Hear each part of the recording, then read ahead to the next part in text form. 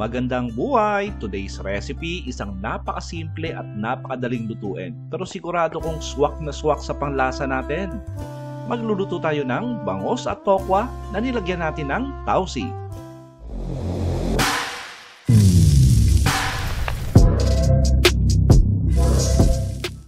At umpisa na natin, yung ating isdang bangos ay hinugasan na natin ng maigi yan at hiniwa na natin sa katamtamang kapal.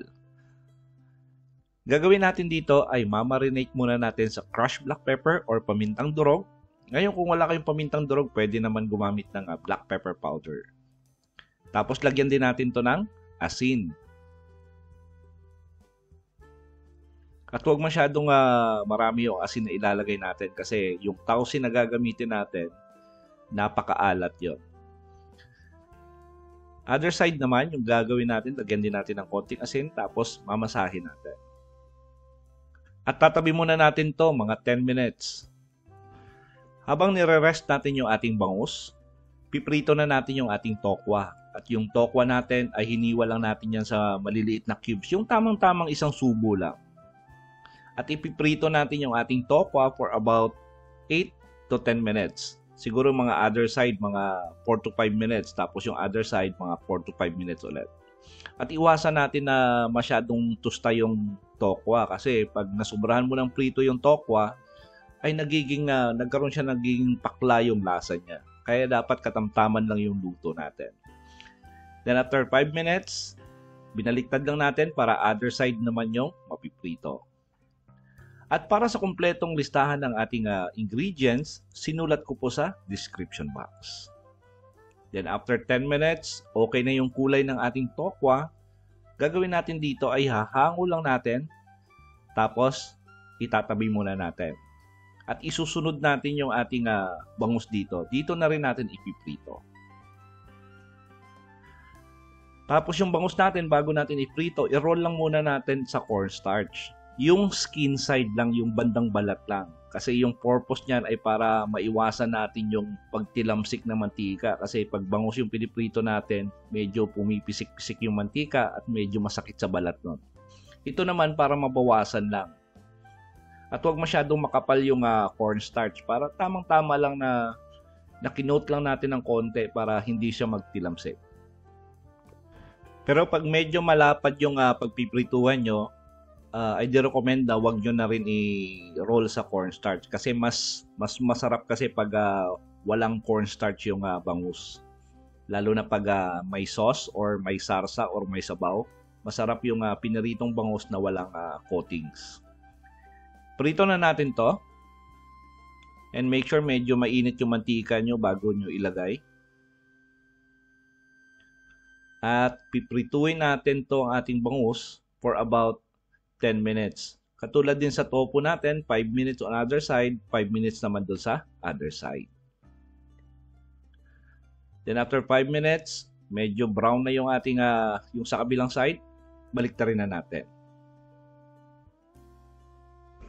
At yung recipe natin na to ay hindi lang para sa bangus. Pwede nyo rin gamitin to sa kahit na anong isda, sa tilapia, lapu-lapu, maya-maya, or yung nabibili nating mga fish fillet sa supermarket, yung naka-frozen, pwede yun. Kahit na nga sa baboy, manok, pwede natin gawin yung recipe natin na to. After 10 minutes, hango lang natin at itatabi muna natin at pwede na tayo magsimula ng paggisa ng ating sibuyas, bawang at kamatis. Magpainit lang ng konting mantika sa ating kawali.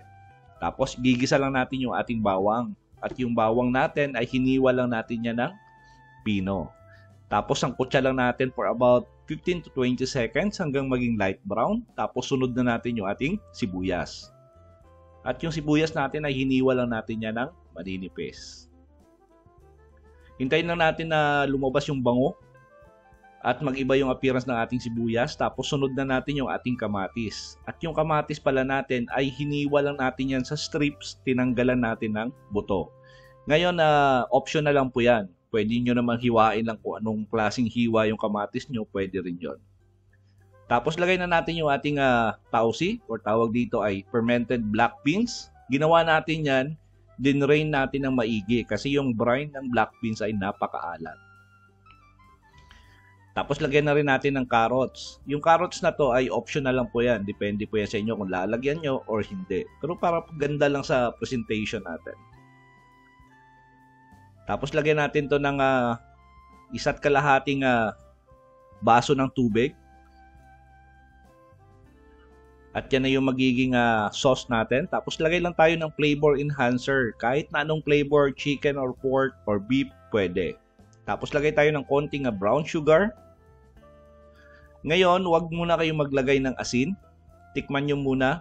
Kasi depende po yan sa alat ng inyong black beans. Ngayon, pag medyo matabang pa, dagdag na lang kayo ng konti. Tapos naglagay na rin tayo ng konting pamintang durog. At pinakulo lang natin yung sauce ng mga 1 minute. Tapos lagyan natin ng konting cornstarch diluted para lumapot lang ng konti. Pag ako kasi nagluto ng mga sauce, hindi ko masyado nilalaputan kasi habang tumatagal yan, nagiging malapot. Lagay na natin yung ating bangus, lalo na pala yung bangus natin ay ni-roll natin yan sa cornstarch. So habang pinapakuluan mo yung sauce natin doon sa ating bangus, lumalapot na rin yung ating sarsa. Sama na rin natin yung ating tofu na pinirito na hiniwa natin sa cubes. Tapos lagyan na natin to, halu-haluin lang natin ng konti. Dahan-dahan lang kasi baka madurog yung inyong bangus.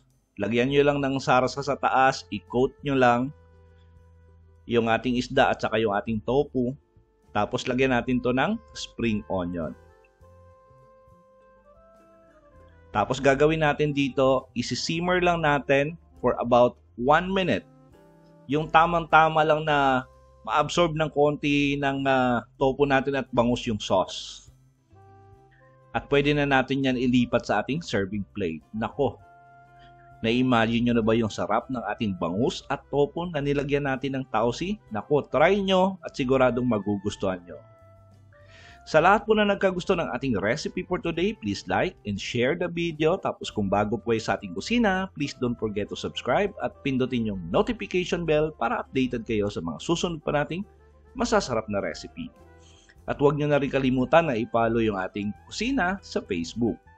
Thank you for watching at ito ang Kusina ni Dan Levy.